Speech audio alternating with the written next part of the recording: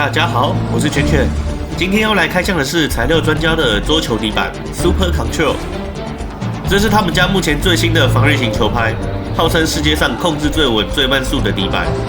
别看它薄薄的一只，它可是有7夹的哦。它的中心层为巴沙木制成，巴沙木又称为巴尔沙木或是飞机木，可以让球拍非常的轻，卸力能力非常的优秀。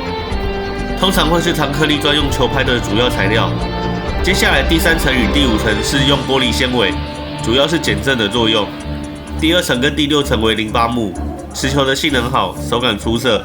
最后的1跟7层，也就是最外层，它是用额外干燥处理的08木。有干燥处理的08木会有气孔，能打透面材直达大芯。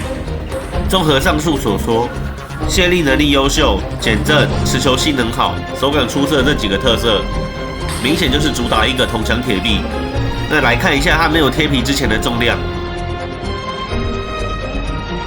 看起来就是72.7克了，是非常轻的一支拍子啊。我原本的拍子就90克了，加上胶皮之后就是157克。我认为这是适合力量不足的女生，或是常跟对手打消耗战的选手。那我的胶皮配置跟之前一样，正手平面，反手 NT。先来对照一下它们的弹力，左边是我原本的客制化球拍。右边这是这次的主角 Super Control， 这样看下来似乎是我的拍子比较不弹。那这样的拍子是不是有机会比 Super Control 还要慢呢？其实不然，因为 Super Control 的拍面比我的还要大，感觉就是一个削球板的规模。那么就来试打看看吧。前面先熟悉一下操作，后面就是模拟比赛。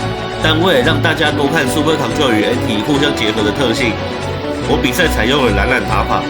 那什么是懒打法？就是不会积极的进攻，而是采用被动防守与吊点的消耗战打法。